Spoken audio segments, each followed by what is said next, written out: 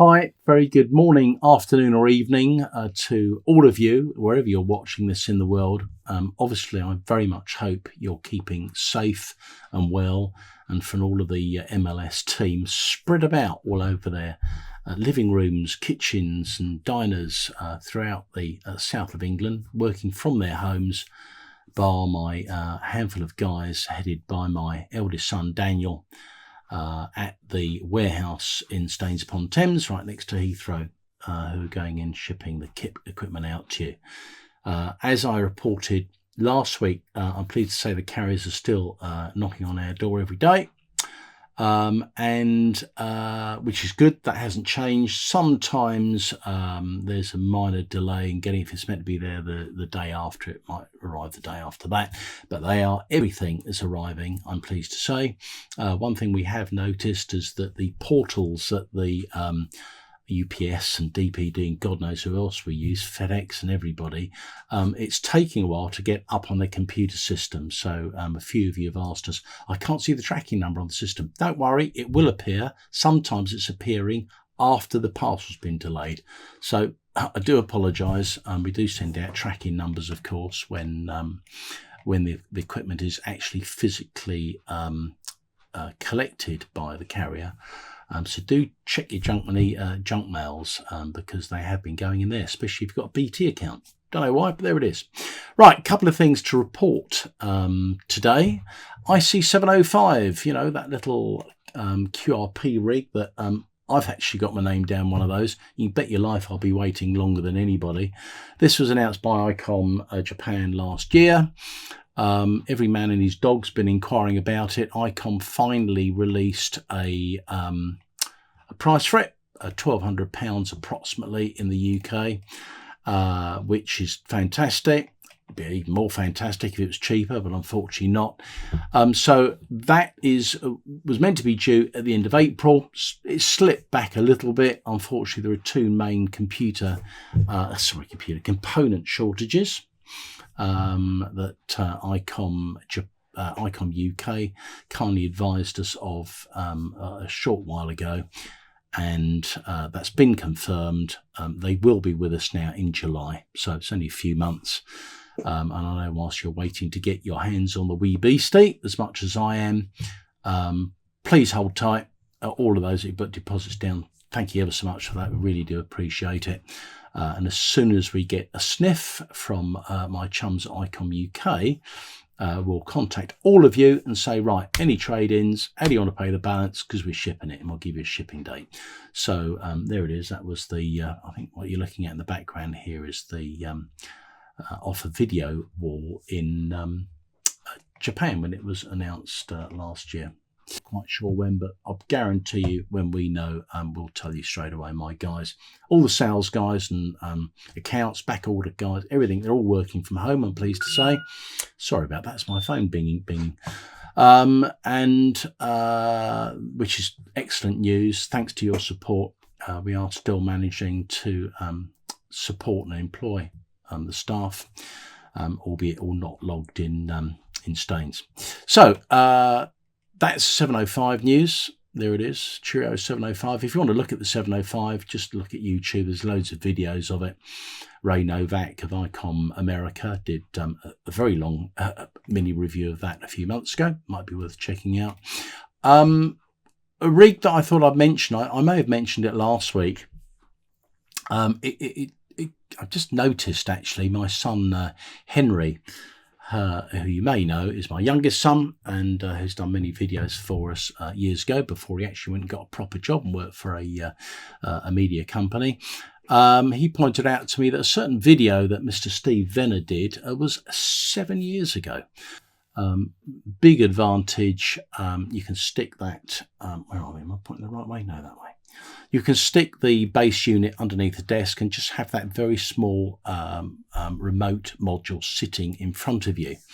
It's touch screen, covers all the way from top band to 77s. It's got 6 meters in it, of course. And it's also got 4 meters, one of the first rigs to come out of Japan with a 4 meter all mode facility built in it. So 10 out of 10 to Icom. we've been waiting for another delivery because we ran out. I'm pleased to say they finally delivered on Friday. What's today? It's Tuesday. On Friday. So we now have back in stock. When people ring up saying, oh, I want a 7100. There they are. They're still available at nearly £1,600 off list. 999, 100 watts on HF and 6 and slightly lower on the other bands. And if you want to look at Steve Venner, look at him, eh? Look how young he looks there. He's got all hair and hardly any grey. This is our old shop with him talking in detail about the IC-70100. So if you want to check that out, please do either go to our own video channel, ML&S.tv, or just search IC-70100, as I've done in the search bar on YouTube, ML&S, and up he pops. And that's only had 81,500 views, so he's pretty popular, is our Steve. Steve's in charge of our workshop. Of course, you know him as the workshop manager, in charge of the other 3 engineers. And he also does more in-depth reviews for us when I can nick him off repairing stuff, and also being our training academy manager for all the amateur radio tests that we take and training that we do at the training academy in Staines. That unfortunately, of course, is on pause at the moment. So IC-70100 in stock, 999. Do check it out if you're looking for a high performance, nice compact machine that doesn't take the whole desk up. It's a great radio and lots of flexibility with that machine. So after 7 years, it's still selling really well. If you think about it, the price of that is actually £200 less than the little IC-705 is coming out. I know it's a completely different kettle of fish, and probably people with a 7100 will buy a 705 as well, but you get a lot. You are paying obviously a slight premium with the 705 because of the technology, i.e. full DSP, and it's in a small box. Lots and lots of other kit. We're still getting deliveries, I'm pleased to say, but as I thought, the freight charges have gone up. So there are already price changes you may notice, I'm afraid. We're absolutely putting the minimum on because we don't want to slow the sales down, but you'll notice all the other dealers are doing the same because it's coming into us at more money. Very few people sell at retail, if anything, always giving freebies away, and we've been doing that since I first started. So do look at the kit. You'll see in stock in bright green, as it says here. And that means it's physically available. If you want to order it, click and it'll be shipped to you via our web. Alternatively, please ring us on the number that you all know, 0345 2300 599. If you're outside the UK and you want to call, then just +44, which is the dialing code for United Kingdom, 1932 567 333. Right. I'll do another video in a few days' time. I might bring all the lads in and we can do a Zoom conference and all talk to you together. That'd be fun, wouldn't it? But I'm going to leave you with a couple of other points that when we put the video out on Friday, a few customers mentioned me referring to my Icom IC-202s that I was pointing to up there. So I actually, here we go. I actually managed to drag them down. There is my IC-202, and I didn't have a shop in the 70s, so I bought it off another dealer. They're no longer with us, actually, but there it is. That's the old IC-202, a massive, it's 2.5 watts. Should know really, shouldn't I? 2.5 watts on 2 meter SSB, and look at the size of it. All that gives you a couple of watts on CW and SSB. No multi-mode, no FM or anything else. That's all it did. If you open the back, you can laugh at this. I think it's this side. It's back on the side panels. There's the room for the batteries. Look at all those components. So you don't get that anymore. Well, you do, but nothing like this. These really are, in those days, they were hand built. This is the IC-202. Wonder how many of you got them still. Let me know in the comments. I'm getting boring now, but they then bought out a 202E. They also bought out a 202S. Yeah, I've got two of them. In fact, one of them is in as new condition. It's still got plastic on the front panel. And just to remind you, if you've got old kit sitting around with batteries in it, don't be a complete plum like me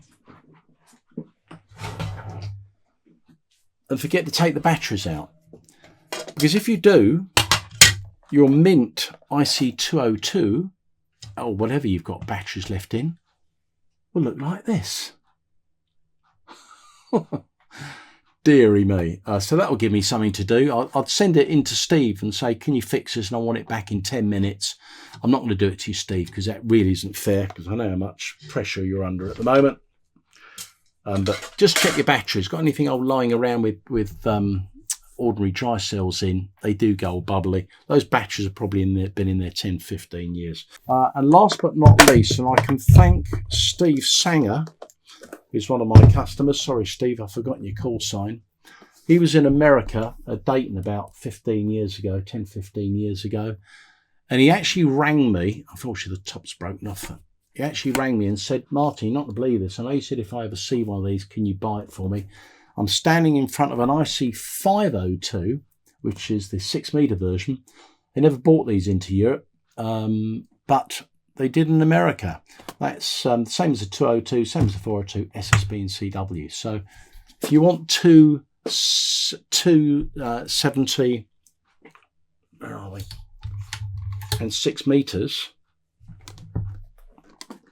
in the 70s, how about that lot? Because that's what we did in the old days. Fortunately, we don't have to do it anymore. Right, last bit of nonsense. Hands up those who remember my little corner shop in Ealing.